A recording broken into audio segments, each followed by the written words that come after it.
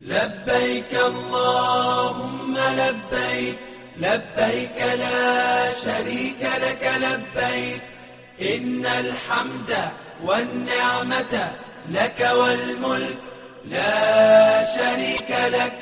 حج کا دوسرا دن 9 ذی الحجہ۔ آج حج کا دوسرا دن ہے۔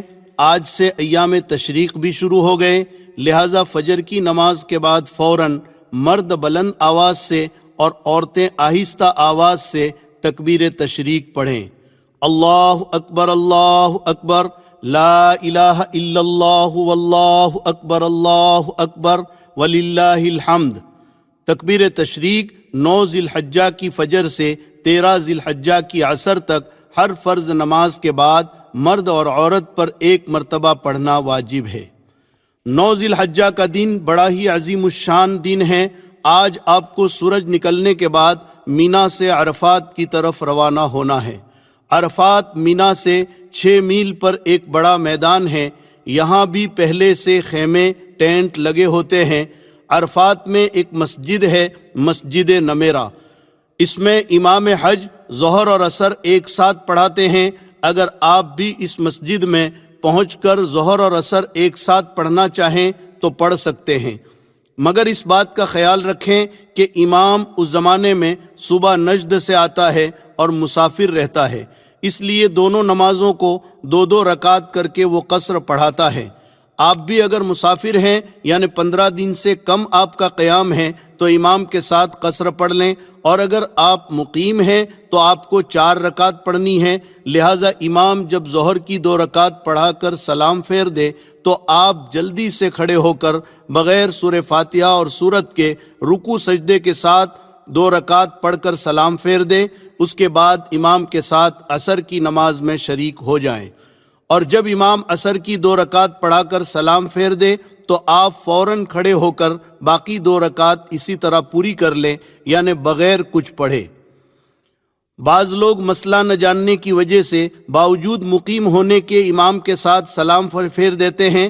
ایسی صورت میں ان کی نماز نہیں ہوتی، انہیں اپنی نماز لوٹانا ضروری ہے۔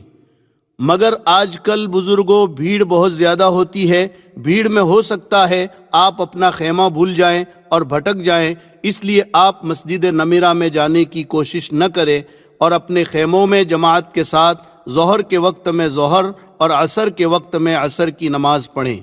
یہاں اپنے خیموں میں دونوں نمازیں ایک ساتھ نہ پڑھیں، اس کے بعد ذکر و دعا میں لگ جائیں۔ عرفات کے یہ چند گھنٹے ظہر سے مغرب تک پورے حج کا خلاصہ اور نچوڑ ہے۔ یہ دعاؤں کی قبولیت اور مغفرت کا دن ہے۔ اس دن میں اللہ تعالیٰ سمائے دنیا پر نزول فرماتے ہیں اور فرشتوں پر فخر کرتے ہیں کہ دیکھو میرے بندے ایک ہی حالت میں اس میدان میں بکھرے ہوئے ہیں، ایک ہی ترانہ ان کی زبان پر ہے، یہ مجھ سے توقع لگائیں، میرے سامنے ہاتھ اٹھا کر دعائیں مانگ رہے ہیں۔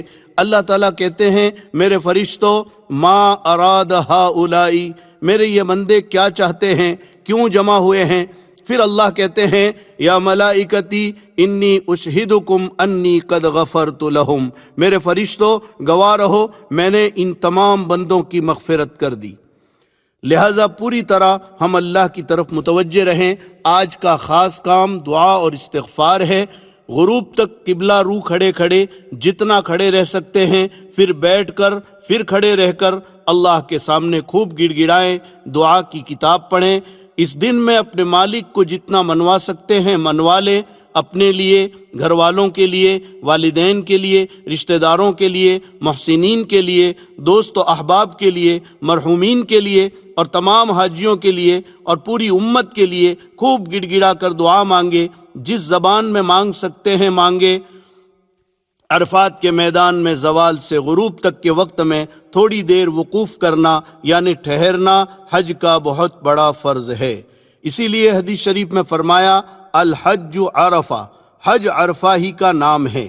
اسی لیے وہاں جو لوگ بیمار ہوتے ہیں، ICU میں ہوتے ہیں، ان کو بھی حکومت ایمبولنس میں ڈاکٹر کی ٹیم کے ساتھ یہاں کی حاضری کرا دیتی ہے، اور جو VIP لوگ ہوتے ہیں ان کو بھی ہیلی کاپٹر سے عرفات کے میدان میں لا کر یہ فرض پورا کرا دیتے ہیں تاکہ ان کا حج ہو جائے۔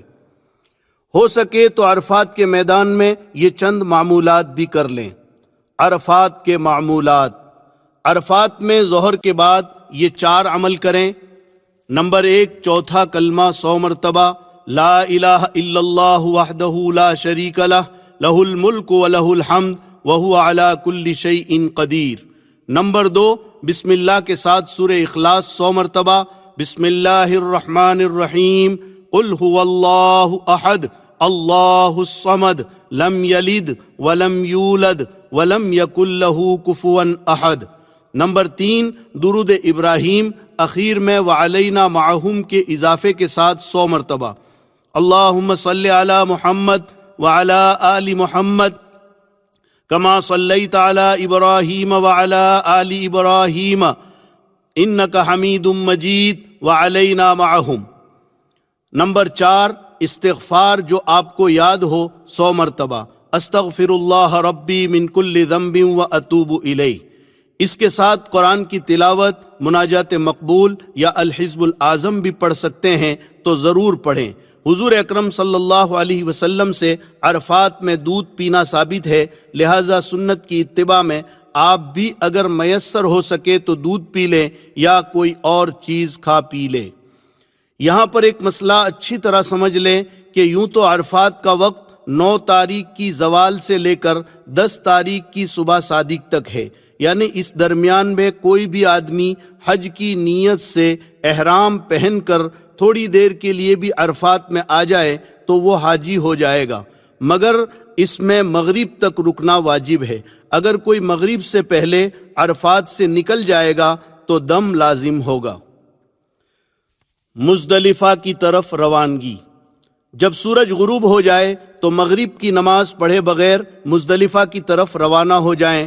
مغرب کی نماز نہ عرفات میں پڑھے نہ راستے میں، بلکہ مزدلفہ پہنچ کر عشاء کے وقت میں مغرب اور عشاء دونوں نمازیں ایک ساتھ پڑھیں، ایک اذان اور ایک اقامت کے ساتھ، یعنی اذان کے بعد تکبیر کہہ کر فوراً مغرب کی جماعت شروع کریں، فرض پڑھ کر فوراً امام سلام پھیر دے اور اس کے بعد بغیر تکبیر کے عشاء کی جماعت شروع کرے، اس کے بعد مغرب کی سنتیں، پھر عشاء کی سنتیں اور وتر پڑھے۔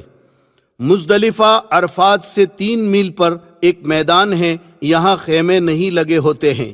یہ رات آپ کو مزدلفہ میں گزارنی ہے۔ یہ رات بڑی عظیم الشان اور بڑی قابل قدر ہے۔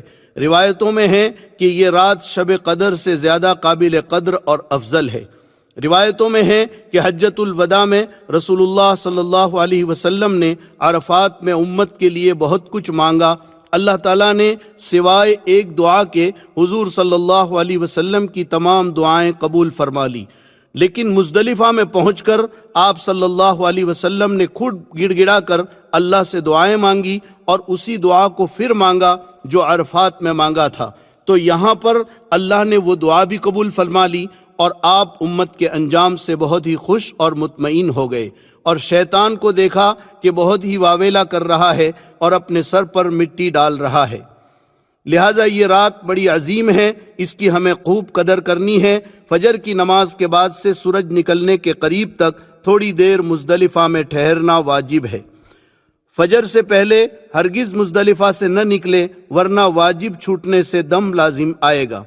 اور یہ بات بھی یاد رکھیں کہ مزدلفہ سے ایک حاجی کے لیے 70 کنکریاں بھی چن لے۔ کنکری بڑے چنے کے دانے کے برابر ہو، نہ بہت چھوٹی ہو نہ بہت زیادہ بڑی ہو۔